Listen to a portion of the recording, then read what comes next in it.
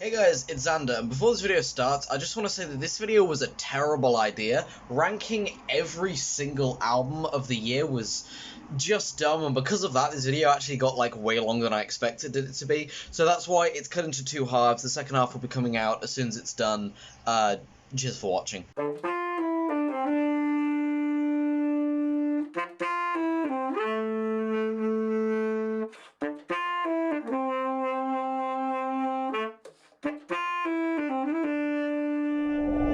Hello everybody, my name is Xander, and today we will be looking at the best albums of the year so far. Not only that, we will also be looking at every album this year that I've listened to. Yes, I'm only human, I have not listened to literally every album. There'll be a few that I haven't gotten a chance to listen to. I didn't want to delay this video any longer, so here it is.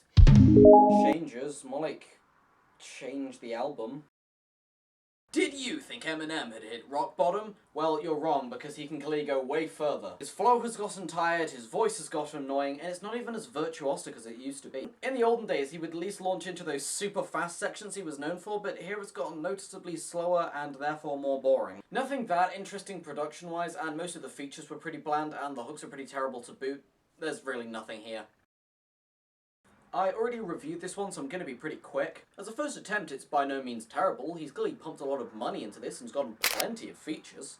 But that doesn't mean it's actually of any quality. By no means terrible, but feel free to skip this one.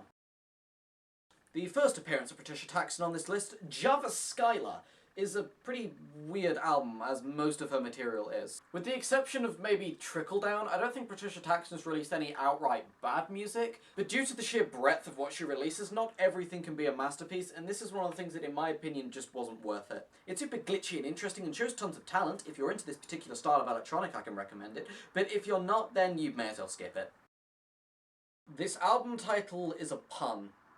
That's probably the best way I can sum it up. It basically sounds like your standard run-of-the-mill royalty-free action music, so if you're into that, go ahead. But unless you're a die-hard symphonic metal or Apocalypto fan, you may as well sleep on it.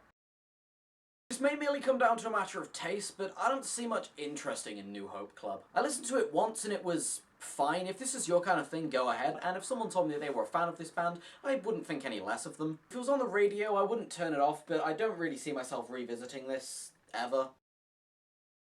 Ooh, this is the first one I think people are gonna have a real problem with. That's right, I wasn't a massive fan of this new Poppy album. Like everything in the 5 category, I didn't think it's bad. 5 is literally right in the middle. Meaning I did not hate this album, your dislikes will be ignored. It also means I didn't love it. It had some interesting concepts on it, and the kind of baby metal style of cutesy stuff meets metal was fun to listen to, but most of the deep cuts were really uninteresting, unmemorable, and not worth going back to, and I feel like the theme was more of a gimmick than an actual artistic exploration into this idea. I've never really been into Poppy, and her putting tasteless gents for no reason into the middle of otherwise pretty poppy songs isn't gonna draw me in, I'm sorry. Oh, by the way, the Poppy pun was entirely unintended. If I get a single comment about that, I'm banning you for life. I'm not sure why this is here. I already gave this album a -infinity out of 10. Fuck you, Ghost. People who didn't see the original video I made about this are probably really confused right now. The second appearance of Patricia Taxton on this list with Dance Odyssey. The theme of this album is that it's all one track. It goes through a bunch of different themes of house music and dub music and other kinds of dance music and kind of cycles between them pretty seamlessly. I have to say that the title was very appropriate. It does feel like a dance odyssey, but it's not all that interesting. From the title like that, I would expect a constant fever dream, like I'm forever driving down Rainbow Road, when in actuality, it's kind of just a walk home at night. Execution was okay, I just feel like it missed out on quite a lot of potential. I didn't really have the patience to listen to this more than once, and I'm a Swans fan, that should be saying something. Anti-Flag are one of the most popular punk bands of all time, so I was naturally pretty excited for this album when it came out. And the first single that came out, Back Against the Wall, was actually pretty cool. I enjoyed it a lot. But as the album continued and each catchy hook tried to be more and more anthemic with the last, with more breakdowns or acoustic sections or a cappella sections, which all tried desperately to get me interested in these tracks despite there being no particularly interesting lyrical content or no virtuosity in the instrument playing, and especially when combined with the admittedly grimy and at least pleasing to the ear production that ultimately fails to interest me. With the exception of a couple tracks that may find it into the playlist, it makes sense that I forgot this album as soon as I did. If they had gone a little bit harder and had their lyrics be more specific than "it went off like a bomb," I might have been more interested, but for what it is, But for what it is, as a fan of the band, I at least had a fun time with it, but I'd be lying if I told you it deserves anything more than a high five.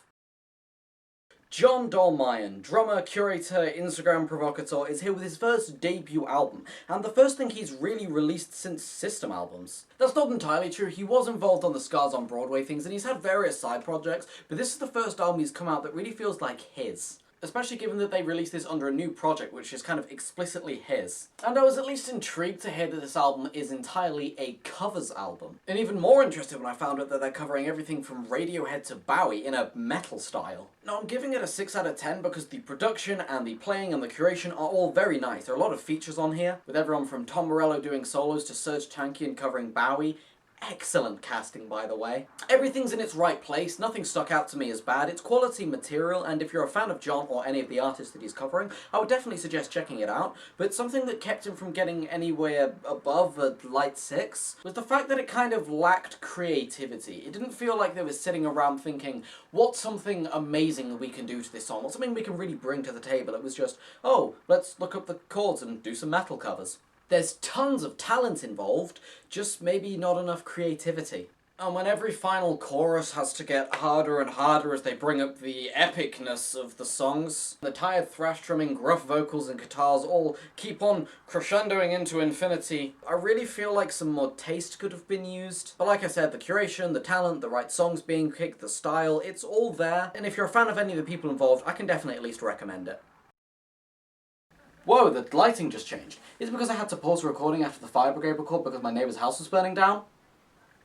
Maybe. But getting back on topic, Haru Nomori is a very interesting artist. She has a pretty big Western fan base, despite the fact that she doesn't pander to the West whatsoever. Like, not even 2 words of English before the chorus, she is full-on a Japanese artist. And if she made primarily instrumental music, this could make sense, but she doesn't. She's actually a rapper. How does a completely non-English speaking Japanese rapper manage to get such a big Western audience? It's hard to explain by describing, there's just something in the music. Haru Nomori is able to emote with her voice unlike anyone I've ever seen. I don't understand a word she's saying, but I understand every emotion she's feeling. Coupling that with her sometimes zany, rocky pop backing, it's no secret what makes her music so great. So why is it so low? Well, because for the most part, I've been praising her last album. This isn't really an album, it's more of an EP. And because of its short length and a couple tracks that felt more gimmicky and more like single releases than something you'd actually find on an album, it was hard to rate it much higher, but still, for what it was, I really enjoyed it. And if anything I've described sounds good to you, go listen to her previous album. Fully recommend. Frat Mouse are exactly what they sound like, and given that their album is called Rat Pack, I think you can get even more of a picture of what they're like. That's right, kind of That's right, we're dealing with an indie lo-fi folk band. I'll be honest, this isn't a genre I'm super into, and there's not much I can say about it, other than if you're a fan of this very specific, acoustic, Midwest emo kind of sound, you'll definitely enjoy this. Some emotional performances and nice backings, you can't really go wrong with it. And here's the second pick I think will get a lot of people mad. Against All Logic's new album, 2017 to 2019.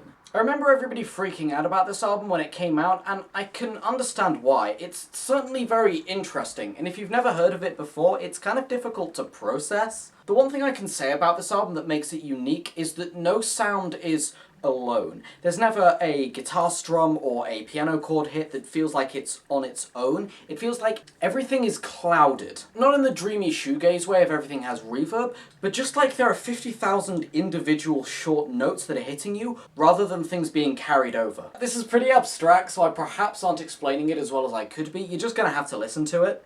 But while I can praise it all day long for being innovative, that doesn't necessarily mean it's an amazing album. Don't get me wrong, Reddit. I liked this album, you don't have to shoot me. I just didn't like it so much it's above a 6. Nine Inch Nails with their new album Ghosts Part 5 and Part 6. I don't think I could ever do the Ghost series justice by talking about them in this kind of format. I might make a full-length video, but don't hold me to that. I'ma just come out and say it. I love this album. Is it good?